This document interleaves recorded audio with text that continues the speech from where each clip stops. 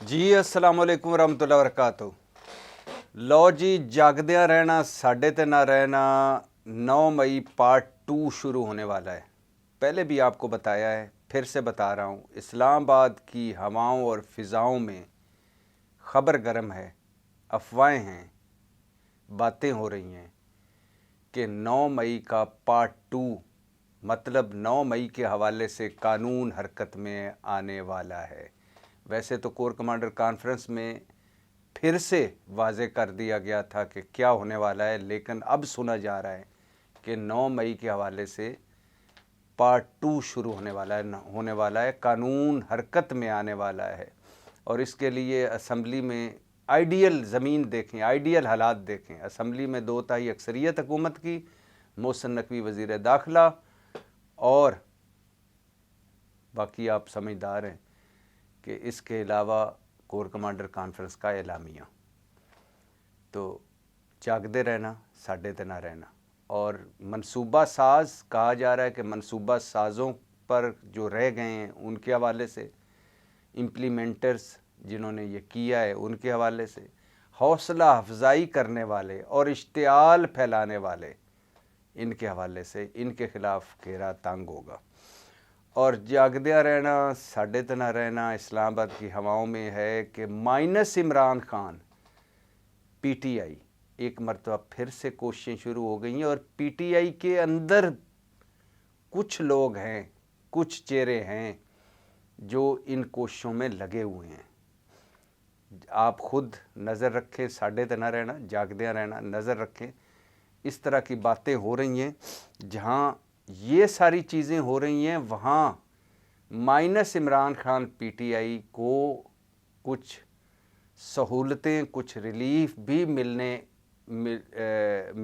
मिलेंगे। और ऑफ़र हो रही है कि अगर आप तहरीक इंसाफ को आगे लाते हैं और इमरान खान का असर कम करते हैं तो ये चीज़ें आपको ऑफ़र की जाएंगी, ये सहूलतें आपको दी जाएंगी। आपको पता है कि तहरीक इंसाफ का दूसरा नाम इमरान खान है, और इमरान खान के बिना तहरीक इंसाफ कख की भी नहीं है, कखों हौली है। और ये जो खंबे जीते हैं इस इलेक्शन में, ये इसकी वाहिद वजह इमरान खान है। और ज़ाहिर है जो भी इमरान खान से अलहदा हुआ है इस वक्त देख लें, हमारे दोस्त फ़र्रुख हबीब देख लें, अली अवान देख लें, सदाकत अब्बासी देख लें, फवाद चौधरी देख लें, परवेज़ खटक देख लें, जहांगीर तरीन देख लें, और लंबी लिस्ट है, फ़याज़ चौहान देख लें, और लंबी लिस्ट है, फिरदौस आशिक जब अवान देख लें, जो भी देख लें, क्या बना उनका, कहाँ खड़े हैं आज वो। लेकिन बहरहाल ये कोशिशें होती रहती हैं, और ये कोशिशें मुख्तलिफ़ रंगों में और मुख्तलिफ़ पार्टियों पर पिछले 75-76 सालों से होती आई हैं, और इस बार तहरीक इंसाफ पर भी हो रही है।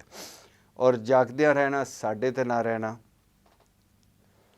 एक ऑफ़र करवाई थी सेनेटर अली ज़फ़र ने, और सेनेटर अली ज़फ़र उन लोगों में से हैं जो तहरीक इंसाफ की बैक डोर मुज़ाकरात के हवाले से काफ़ी सरगर्म अमल है।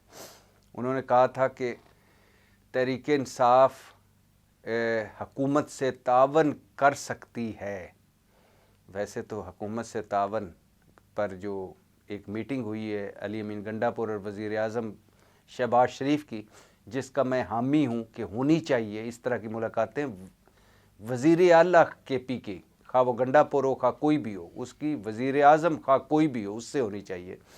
लेकिन उस मीटिंग को लेकर बड़ी साज़िशी थ्योरियाँ पेश की जा रही हैं कि, और उस मीटिंग को लेकर के 1-2 दिन पहले अली अमीन गंडापुर के ख़िलाफ़ एक दरख्वास्त इलेक्शन कमीशन में जाना, इलेक्शन कमीशन को उस दरख्वास्त को काबिल समाअत करार देना कि अली अमीन गंडापुर ने अपनी कागज़ात नामज़दगी में जायदाद गलत बताई है, उसे नायल किया जाए 62(1)(f) के तहत। और फिर अली अमीन गंडापुर जो तकरीब हलफ बर्दारी में नहीं गए, सदर की, वज़ीर आज़म की, वो वज़ीर आज़म हाउस जा पहुँचे, एक दूसरे के साथ चलने की बातें हुई, अच्छे बच्चे की तरह प्रेस कॉन्फ्रेंस हुई।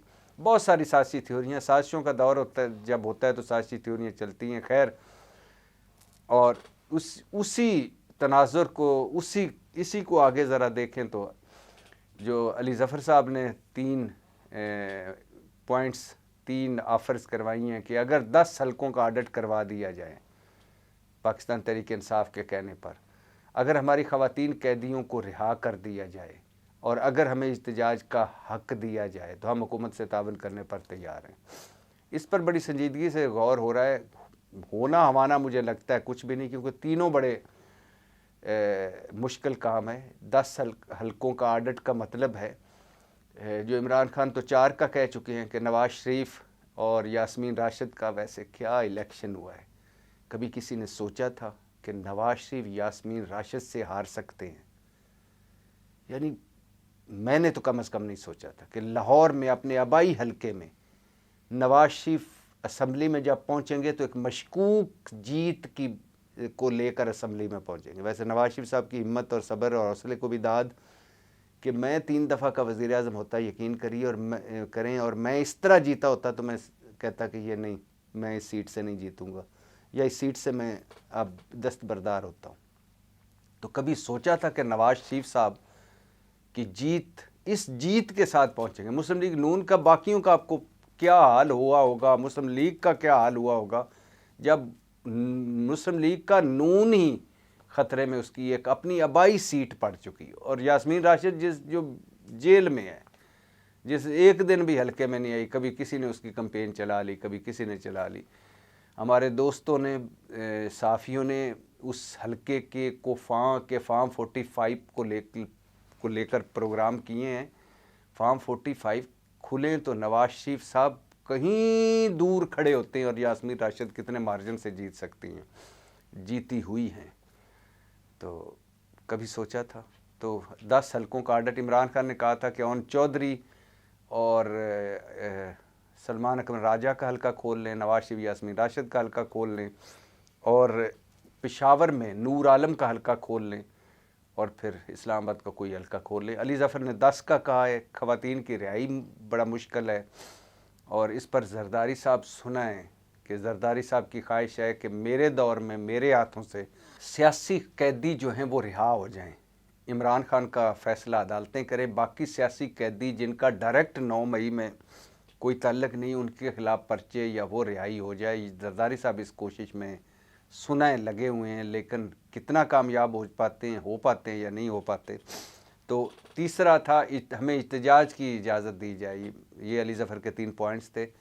10 حلقے کھولے جائیں، آڈٹ کرایا جائے، ہماری خواتین کو رہا کیا جائے، 10 احتجاج کی اجازت دی جائے۔ اس پر بھی سنا ہے کام بڑے سیریس طریقے سے پیغام رسان لے کر پھر رہے سے۔ اور ساڈے دے نہ رہنا، سینٹ کے الیکشن آ رہے ہیں اور سینٹ کے رزلٹ پہلے سے ساروں کو پتہ ہے کیا ہونے جا رہا ہے۔ ظاہر ہے ہارس ٹریڈنگ ہوگی، پیسے چلیں گے، اور مجھے شاید حسن عباسی یاد آ رہے ہیں، انہوں نے کہا تھا کہ ہمارا ایوان بالا دنیا کا ایوان بالا ہوتا ہے جہاں ان کے تھنک ٹینک بیٹھتے ہیں، بڑے دماغ والے بزرگ بیٹھتے ہیں۔ ہمارا ایوان بالا ہے، سینٹ ہے، جہاں پیسے والے بیٹھتے ہیں۔ آدھے سے زیادہ سینیٹر پیسے دے کر بنے ہیں، کوئی کسی مافیا کا نمائندہ ہے، کوئی کسی مافیا کا نمائندہ ہے، تو وہ سارے پیسے دے کر بنے ہیں۔ تو اس مرتبہ پاکستان تحریک انصاف کی امیدوار ہوں گی یاسمین راشد، یہ سنا جا رہا ہے۔ حامد خان، زلفی بخاری سے یاد آیا کہ ٹرمپ مسلسل نیچے پرائمری الیکشن، صدارتی الیکشن کے حوالے سے جیت کر اوپر آتے جا رہے ہیں، اور ٹرمپ فیورٹ ہوتے جا رہے ہیں امریکہ کے صدر بننے کے لیے۔ زلفی بخاری اور ٹرمپ کا میں نے اس لیے کہا ہے کہ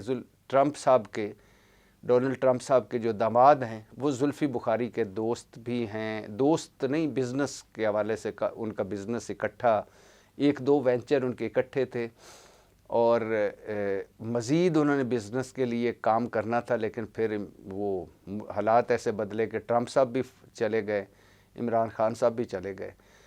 تو اگر ٹرمپ صاحب کا کوئی جگاڑ لگتا ہے، داؤ لگتا ہے، جو کہ لگنے والا ہے، لگ ایسے ہی رہا ہے، اگر ٹرمپ صاحب جو بائیڈن یادداشت والے اور کمزور یادداشت اور کمزور مسانے والے بابے بائیڈن سے اگر ٹرمپ جیت جاتے ہیں تو تحریک انصاف کے لیے بہت بڑا ریلیف یہ ہو سکتا ہے عمران خان کے حوالے سے، تحریک انصاف کے حوالے سے، کیونکہ ٹرمپ صاحب کے جو داماد ہیں وہ مٹھی میں ہیں۔ سنا ہے کہ وہ بڑے اچھے تعلقات ہیں زلفی بخاری کے۔ तो साडे ते ना रहना, जागदियां रहना, हमारी सियासत बड़ी दिलचस्प मरहले में है। और अब पंजाब की मुख्यमंत्री मरीम नवाज साहबा डेफिमेशन लॉ बनाने जा रही हैं। मतलब कोई झूठ बोलेगा, झूठी खबर फैलाएगा, फेक न्यूज़ फैलाएगा तो उसे कानून का सामना करने पड़ेगा।